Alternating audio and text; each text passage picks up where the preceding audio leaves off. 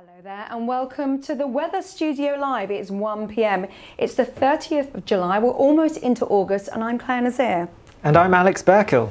Now, it's not Alex Deacon. It's a younger version. It's got a bit more rough round here.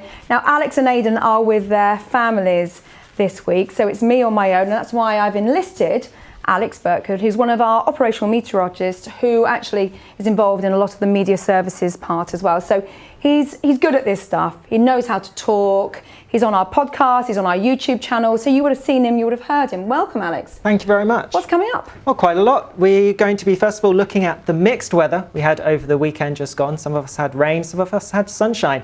Then a little bit of a look to what's coming up in the next few days, particularly the warnings that we've got out at the moment.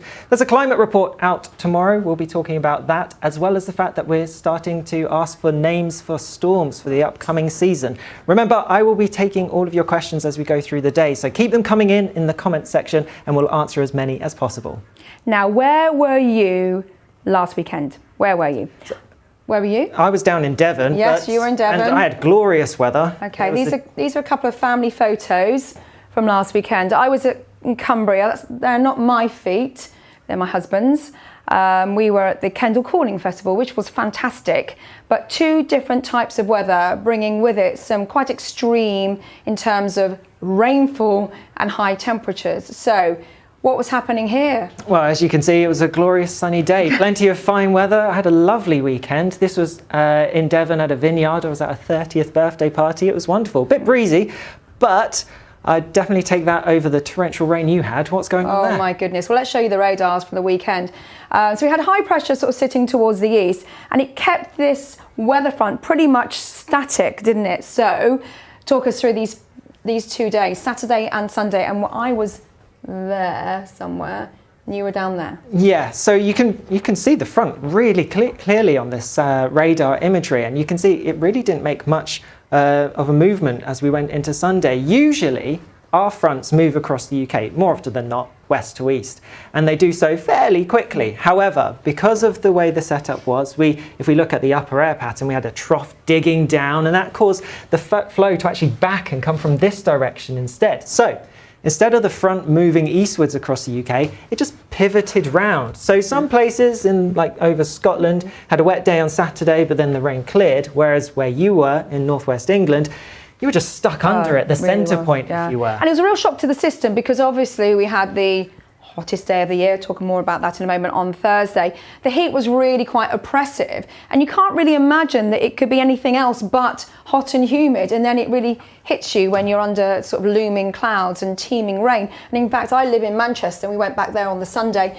and the pivot was pretty much around Cheshire, Greater Manchester, wasn't it? Yeah, pretty much there, and there were a couple of things under that rain. So in Rochdale, they recorded over 115 millimetres of rain through the whole weekend. To put that into some context, the average for July is only around 80 millimetres. So they had close to a month and a half's worth of rain just through the weekend alone. And with that rain, temperatures were suppressed. Only got to around 15 or 16 degrees, which is a massive drop from the low to mid 30s that 20 they were seeing. degrees. Yeah, well, yeah, in some places, it was a massive drop. It was a real shock to the system. And in fact, I think my husband was suffering from trench foot on Sunday. He's okay now, though.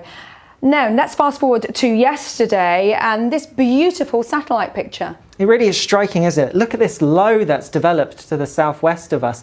It's this low that's bringing all the unsettled weather we're seeing over the next few days. But if you just look at how crisp, how clean it is, really, I mean, if you stuck this out in the Gulf of Mexico and the Pacific, you'd think this was a hurricane.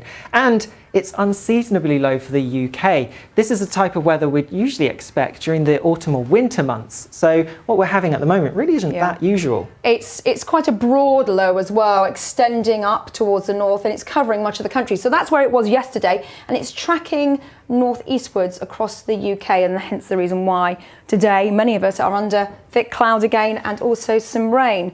So here's the rain through Tuesday, the brighter echoes representing some quite heavy downpours. The air has still got a lot of humidity in it, so it's not just heavy rain, is it, Alex? No, so there is going to be some hail mixed in with it, particularly as we go through the next few hours, so this afternoon and into early evening. That's when we're going to see the heaviest thunderstorms, particularly across parts of northwest England and northeast Wales. That's perhaps where the greatest risk of hail is. And look, you've got those wind bars or wind arrows on already. We've already seen some very strong gusts of wind, particularly along the south coast, gusts of around 50 to 60 miles an hour. And they're going to continue as we go through the rest of the day, and towards the low as well. That's where we're going to see very strong winds. So blustery and pretty wet. Yes, and so those showers will rattle across quite quickly, but they are heavy, and there's lightning strikes right now across the UK. And hence the reason why the Met Office has issued warnings, not only for today, but also tomorrow. So let's talk about today's warning. Yes, so we've got a few thunderstorm warnings across the UK. They have been updated this morning. We've got 2 for Scotland, where we could see up to 40 millimetres of rain in places, and frequent lightning, some hail too. But then a much larger warning area across Wales and a good chunk of England too. Again, here we could see some very heavy downpours of rain, perhaps 30 millimetres in just an hour, 30 to 50 millimetres in just a few hours for some places. Again, the mixture of hail, frequent lightning and strong gusty winds really going to make for some difficult conditions out there. I mean, I left Cheshire yesterday, early hours of the morning, and it took me about an hour to get through the county because a lot of the roads were closed, and that's just surface water which doesn't go anywhere. And so the land is saturated across some parts of the country because of the rain over the weekend. Not everywhere. Some places, as you saw some lovely weather, and now we've got more heavy rain. So it's going to add to the flooding issue. It is. It's worth bearing in mind northwest England, where you had the heavy rain, is under the warning area today, and also we've got further warnings for tomorrow. Now tomorrow we've got 2 warnings, haven't we? We've got a rain warning here, and we've got a thunderstorm warning here. Tell me the difference. So, well, across parts of Scotland, we're going to see the thunderstorm risk continuing as we go through into Wednesday. So we're likely to see again some hail, some thunder, and still some torrential downpours. For northern England, the risk is slightly different. Yes, we will still see some thunderstorms around, but I think it's rainfall that's likely to cause the biggest problems by tomorrow. After all the rain we've already seen through the past couple of days, and further heavy rain to come, there is a risk of flooding. Now, interestingly, we're at the chief forecaster's brief this morning, and he put up 2 what we call tephigrams, which is a slice of the atmosphere from ground level up to the top of the troposphere, about 30,000 feet. And it's interesting because you can see really from this, once we explain it, why there are 2 types of warning out there. So this one is representative of the rain warning. So this is a tephigram. So this is sea level, and that's the top of the atmosphere, as in the weather-making slice of the atmosphere, the troposphere. Above that's the stratosphere. We've got 3 lines here. So this is what we call the dry adiabatic lapse rate, which is the rate at which the air will cool when it's dry with height. And as you can see, it goes this way, so it cools quite quickly. And then this one here, this line here, the thicker line in the middle, is the environmental lapse rate. That's actually what's happening in the atmosphere right now at different levels of the atmosphere. So what we're looking at here is to see whether a particle air at ground level, when it's heated up, will rise, and how far it will rise, and how much moisture will be within it. So sometimes on a nice sunny day, this line here and this line here are quite wide apart. So we think actually there's not going to be any cloud. You're not going to get really anything. There's going to be dry weather. In fact, blue sky. Sometimes we see a little nose in this middle line here, which means the air above is warmer. And so any air rising can't go above that. So you might get some lower cloud. However, tomorrow, these profiles actually say something very, very different.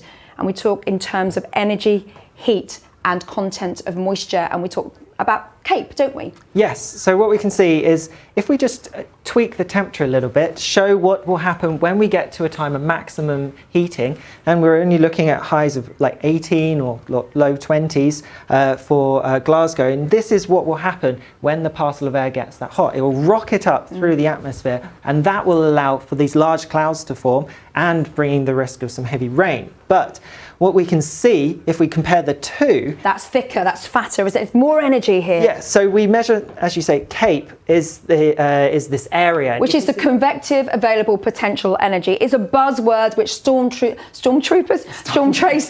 use, and it pretty much just says, yes, there's a huge amount of energy in the atmosphere. This is explosive. Yes, you'll see a lot of cloud, you might see some thunder, but we're not going to get the really sort of the impacts on this one. Yeah, so I mean, there's still a significant amount of CAPE, and so that's why there is still the risk of thunder in northern parts of England tomorrow. But if you compare the size between the two, you can see there's much more for Glasgow, which is why the thunderstorm risk is much greater there. So we've got a rain warning here. Yes, the profile is very moist. We'll see a lot of thick cloud. Outbreaks of rain could cause some localised flooding. This is thunder, lightning, this is hail. You know, this is a different type of profile for western side of Scotland. So it's quite interesting, I think. It's nice to see it pictorially because you can really see how much energy there is just by this shading alone. You can imagine all that air just explosively rising into the upper atmosphere, creating those incredible cumulonimbus clouds. So yeah, that is that. So we are in a moment going to be talking about what's happening through the latter part of the working week and into the weekend. I want some sunshine. I really do. I want some dry weather. I mean, there's some hope. It's probably not going to be as wet as today, but I'll have more on that in a second. Okay, you're under pressure now, Alex, being the newbie. Any comments and questions? So we are having a couple of questions. So Nigel Clifford on YouTube's asked about temporary dramatic rise in temperatures, which happened, I think it was Thursday night. And that happened when a thunderstorm came across Lincolnshire, and it brought something called a heat burst. Now that's when the air higher up in the sky falls down, but it hits a parcel of dry air. As it does so, it evaporates. That causes the parcel of dry air to become dense, and so it then falls rapidly through the sky towards the surface. As it falls, it heats up very quickly due to compression, and by the time it then reaches the surface, it brings a sudden rise in temperatures. Wow. In this instance, from 22 to 32 degrees, so a 10-degree jump. And this was around 11 o'clock in the evening. And it also brought gusty winds and a drop in humidity. These are pretty rare heat bursts in the Really UK. are. They're rare even in America, Yeah. where they get much more severe storms. But here in the UK, it's very rare. And in fact, the mechanism compression really does add that extra few degrees onto our weather anyway. We were talking about that the other day, the source of the air coming up from North Africa for the heat wave. As it descends, it compresses, that's what happens, and you get that extra 2 or 3 or 4 degrees, in this case, 10 degrees locally. That's crazy, isn't it? Yeah, it was very quick indeed. All within just an hour, it rised from 22, went from 22 to 32 and back down again. So very quick indeed. Right, Alex, you're going to go off to the wall of weather wisdom. Yes. Which is sometimes where I sit, sometimes where Aidan and Alex sit. He's going to have a look now at those questions and answer some more in a moment. So off you trot. Thank you very much for that. And I'm going to invite on a great guy. He is our senior press officer. He's also in charge of a lot of the climate stuff that goes on here at the Met Office, and some big stuff happening in the next 24 hours. Graham Madge, please come in. Hello, Claire. Hi. Hello. So tomorrow we've got the annual State of the UK Climate Report 2018. It's the 5th report. It is embargoed until tomorrow, but you're going to give us a few snippets of what they're talking about in this report. What we're doing with this report is we're looking at 2018 as a weather year, but also we're putting that into context with the long-running climate record that we have in the UK. And we're just going to be giving an insight into how 2018 ranks with previous years, in some cases going back with records back to the 1860s. My goodness. So who is this for? I mean, I love reading these sorts of climate manuals, but actually it serves a really important purpose, doesn't it? It forms an archive, so anybody that's interested in the climate, be they a decision maker, policy maker, climate scientist, or you and I as people that are interested, will find lots of information here. And of course the important thing is that this information is added to year on year, and we're seeing some very extreme climate records at the moment. So, well, let's talk about last year in itself. It was an extraordinary year, wasn't it? It was indeed. I mean, we had the Beast from the East, which I'm sure many people will remember. We had record low spring temperatures. 1st of March was extremely low, particularly in some parts of the West. But of course, also we had the UK summer heat wave, which our climate scientists have looked at that, and we've discovered that a heat wave of that intensity is now 30 times more likely because of climate change than it would have been in a pre-industrial period, say 1750. And that's the attribution models and studies that we talked about last week on a special UK Climate Weather Studio Live with Dr. Peter Stott. And we've got some amazing climate scientists here who are looking really rigorously at that information, trying to sort of piece together what's going to happen in the future. What's happened this year so far? Because we've had some record-breaking temperatures, haven't we? Well, it's been a phenomenal time to work in the Met Office, press office, let me tell you. Busy. It certainly has. We've had, obviously, we had the confirmation yesterday of the highest UK ever recorded temperature, 38.7 at Cambridge University Botanic Gardens. So it took a little while for that record to come through. But then additionally, back in winter, of course, we had that very warm spell at the end of February, and that was also a record-breaking period. We had 21.2 degrees Celsius in winter at Kew on the 26th of February. That's interesting. And when you put those two together, you realise that not only have we had overall the highest temperature ever recorded, but this calendar year we've also had the highest winter temperature ever recorded. So I think 2019 State of the UK Climate is going to be as equally interesting as the report we're publishing tomorrow. Yeah, and there's some definite trends which obviously are in the report, and we'll be talking more about the report through the next few days on all our social media channels and also on our website as well. We'll be summarising it and letting you know what the core messages are on the headlines.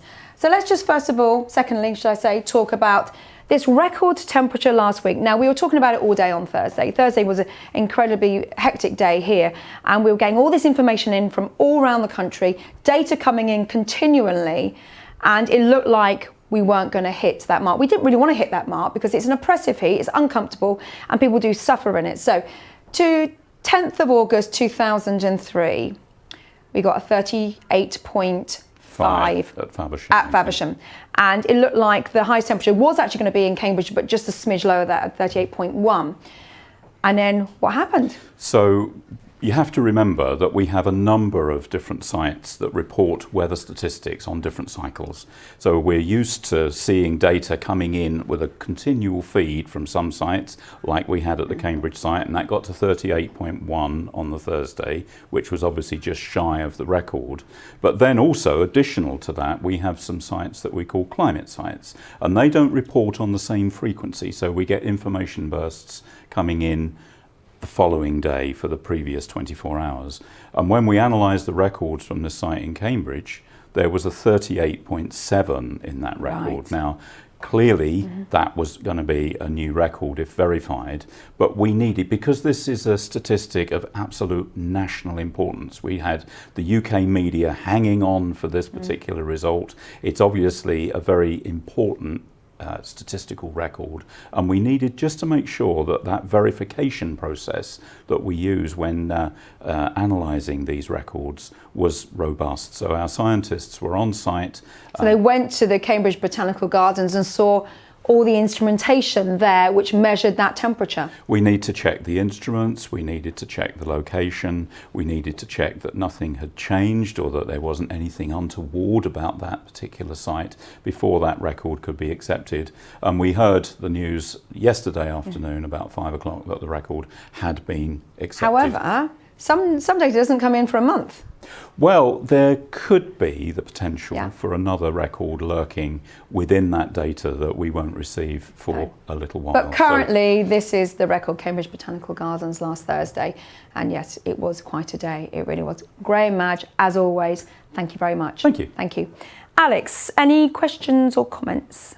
Yes, so we've had quite a few questions coming in. The first one from Laura Phillips on Facebook. She's asked, is weather like this going to become more frequent over the years because of climate change? And well, yes, it does suggest that the climate studies we've done do suggest that heat waves and high temperatures like we've seen last week will become more frequent, as well as that the intense thunderstorms are likely to become more frequent too. As well as that, we had Nigel Walter on YouTube has asked if the measurement of rainfall is taken from the weather station in a Stevenson screen, I think he means, as the temperature. So the rainfall gauges, they're not inside the Stevenson screen. They don't need to be in shade or protected the same as the thermometers do, but they usually are in the same vicinity as the thermometers because we keep them all together just for ease. But there are some sites that measure temperature and not rainfall, and others that just measure rainfall. So we have a wide array of observations around the UK. Addy Walter from Periscopes he's asked for a dry forecast for the ride London on Sunday.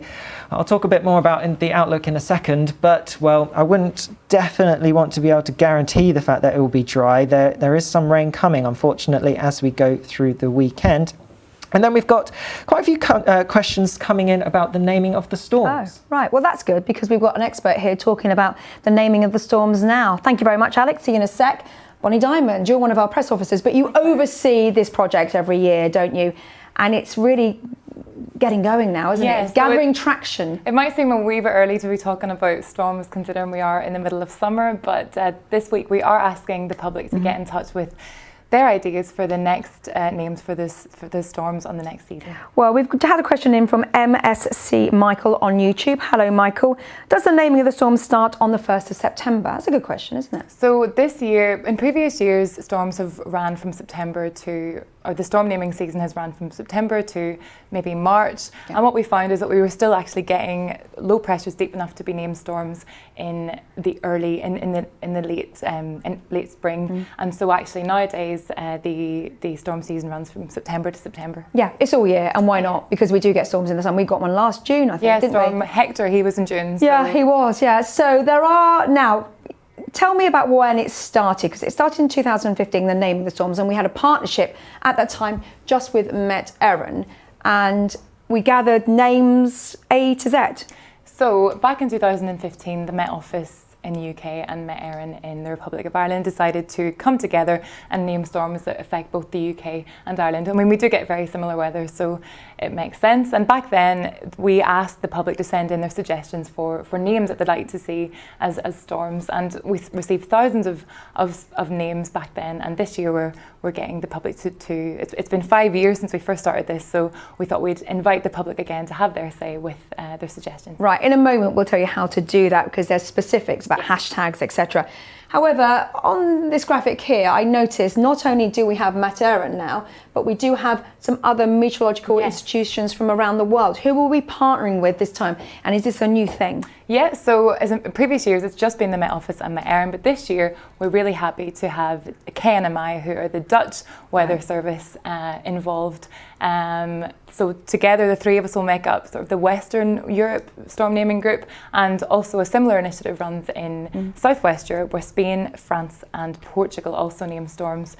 Some viewers might remember Storm Miguel last year. It is the tendency for other meteorological organisations to adopt another meteorological organisation. So we had Storm Emma, which was part of the Beast from the East, and we had Storm Ophelia, which was named by the US. Yes, so we will use these storm names named by other organisations. So this time, though, it's just Ireland and the UK who will be sending in their names. The Dutch won't be this time, or not? Not this year. They're just taking a back seat and seeing how it goes. But this week, both the Met Office and Met Éireann are inviting the public to send in their suggestions. So you need to. So it has been trending on Twitter, hasn't it? Yeah, we're #1 trending earlier this morning, and some of our favourite suggestions. Stormzy has come through. Well, I think that's a brilliant one. He was amazing at Glastonbury this year, really was.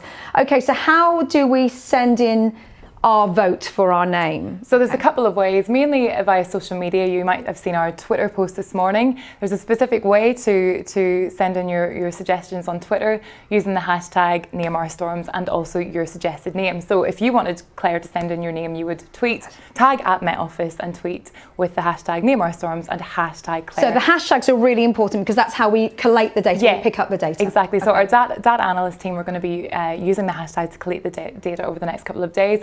But it's not just Twitter. If you don't have Twitter, you can also send us your suggestions on Facebook and Instagram and also Snapchat. So we're covering all our social media channels. Brilliant. And if you have none of those, then you can always do it the old-fashioned way by emailing nameourstorms@metoffice.com. It's not that old-fashioned. .uk. You can send pigeon posts, maybe. We've had hundreds already, so it's brilliant. Last time I checked, we had. And so when will we get that list, that definitive list? So we'll work this week. We're only using this week for people to submit their suggestions. So when there's a deadline then? Just the end of the week. So get them in quickly. Come on. Yeah. And then once we've got our list, we'll work together with Met Éireann and KNMI to come up with a list that kind of represents all three nations, and we will start the 2019-2020 storm season in early September. Thank you very much, Bonnie. Appreciate that. Thank you. Thanks. So yes, you'll be seeing Bonnie again as we collect that list, and it's the A to Zs. What happens after Z, by the way, Bonnie?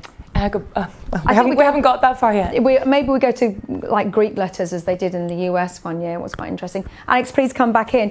So yeah, that's the storm naming. No storms in the vicinity for the next few days at least, although we have a low pressure over us at the moment. But Is it going to ease? Is the weather going to get a little bit better? Let's just have a look at the bigger picture for the next few days. So on here, well, let's just add a little bit of temperature first of all. So what's happening here, Alex? This is Wednesday. This is the middle part of the week, and there's yellows and there's greens over us. Let's just add a little bit of synoptic. That's our low there. So there are yellows and greens over us at the moment, but you can see really hot air is not too far away. So it's nowhere near as hot as the air that we had last week, bringing all the records. But it's trying to come up from the south. We may start to see hints of it, particularly by Sunday. It's not out of the question that places towards the south of the UK could get back into the high 20s. But we do have some further unsettled weather to come before we get there. I mean, the key thing is I've noticed about that time sequence there, there's not a lot of mobility in our weather. This low is huge, but it's quite slack. High pressure to the south, keeping that there. There's a high pressure here, and everything's moving, shifting very, very slightly. And that's the reason why we've got so much heavy rain over the weekend. However, there is some good weather coming before the next set of showers. Let's take a look. So this is Thursday. Yeah, so you can see there is still the risk of some heavy showers, particularly towards eastern parts. However, because the low pressure that's bringing the very unsettled weather through today and tomorrow, that will have weakened a little bit. I don't think the showers on Thursday are going to be as intense as what we're seeing today. They could still cause some problems, so it's not out of the question that we will need a warning, probably not today, but maybe issued nearer the time. But we're only looking at rainfall totals by then of 20 to 30 millimetres, as opposed to the 30 to 50 or even 60 millimetres we're seeing today. And then we saw on the bigger picture, there was a little bit of warmth just wafting up from the south, and also a slight ridge here. So here are your temperatures at 6 o'clock on Friday morning. And again, the temperatures are in the mid-teens. It's still a warmth there which is lingering on, and also sort of a high humidity air as well. Yes, higher. It is still quite humid. It is still quite warm. Again, not as warm as last week, but still relatively difficult for sleeping. I mean, some people would be happy with these temperatures as daytime highs. Or if you were camping, not so bad. But to be honest, you know, at night, my dog doesn't like it at all. But the good news is this is clear of blue and also wind, so we can have a quiet start to. Let's just take that off for a second. A quiet start to Friday morning. We are, but as you can see, there is the risk of showers developing as we go through the day. I think this may be a little overdoing it at the moment. Perhaps Friday, probably a little bit drier than Thursday for most of us. There are fewer showers around, and any that do form should be quite a bit lighter. So less of a risk of thunder, but you can see there is still the risk. The reason why it's all changed is because we are going to see that low drifting away. So as we usually see during the summer months, the heat does allow for these showers to develop during the daytime. That's kind of what we're going to see through Thursday and less so Friday. This is the global model though, so the resolution isn't as finite. So, you know, that blob there could just be 2 showers. True. And it looks like they're just along the spine of the country, and it looks like it's a scattered affair with much more in the way of drier and brighter weather. Dry weather to dry up the land where we're seeing the rain. However, there's something sort of hanging around over here. Yeah, unfortunately, we were looking at the potential for a ridge of high pressure to build as we went into the weekend, and that could have brought some fairly decent weather for Saturday. However, at the moment, it's now looking like that ridge is actually going to come overnight Friday night into Saturday. That does mean a couple of things. It means a largely dry night, which could lead to some clear skies. We've had some questions asking if there'll only be any opportunities for stargazing. Friday night's not looking too bad, but by Saturday that ridge will be, well, long forgotten really, and instead we see some showery rain again pushing in. And so at the moment, it's not looking all that great. And temperatures coming up into the low 20s, so it's warm rain with a bit of sunshine around. Let's just take a look at Sunday before we finish. So that's Saturday, and again, you know, it's quite static, the weather. It's not much movement in it, but yes, there is some rain around, isn't there? And then this system here sort of stays to the west of Ireland. The driest conditions, perhaps the eastern side of the country. At the moment, that looks right, because everything is coming in from the west, as we usually see. But we are keeping an eye on this feature. It could cause some headaches later. But yes, by Sunday, this is Sunday morning, but by the afternoon, there is the potential for that hot air to have started to come up from the south. So we could be looking at high 20s. That's right. So the heat will return in some shape or form. It's still the summer. It will be for the next sort of 5 weeks or so. but at the moment it doesn't look like it's settling down properly. Obviously the 10-day trend is tomorrow. And I'm doing it. I'm being let loose on that because the boys are away, and we'll be looking beyond the weekend into next week because kids are off. They want a bit of sunshine, don't we? We do want sort of nice days on the beach. Most people want to be able to get out the house. Yes, exactly. Especially parents at this time of year. So the other thing I need to tell you is that the podcast is not out this week or next week, the weather snap, again, because everyone seems to be away. It's like the Marie Celeste here in the Met Office, apart from obviously our scientists and our forecasters who are there working 24/7. Thank you very much to our guests today, and also to Alex Burke, who's done a grand job, don't you think so? And thank you very much for sending all your comments and questions in. We really appreciate you watching, and please do review this show. We'll be back next week, and Alex will be back, and you will be milling around and I'll be doing stuff, don't worry. Important stuff. Okay, thank you. Bye-bye.